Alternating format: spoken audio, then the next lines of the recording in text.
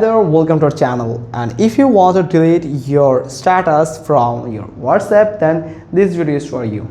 First, you have to open your WhatsApp. Then if you have added any status, then you will find it in this update section. Here is my status that I have uploaded 1 minute ago. Now you have to tap on it. Then if you want to delete this status from your WhatsApp account, then you have to tap on this three dot button.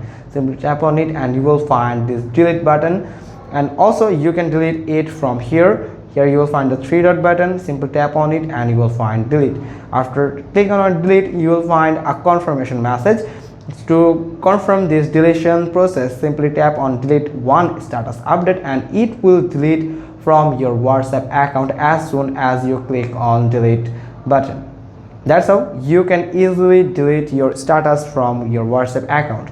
Hope you got this. If so, then give us a thumbs up. Don't forget to subscribe our channel, click on the bell icon, and we will get back to you soon with another informative video. Thanks for watching. Till next time.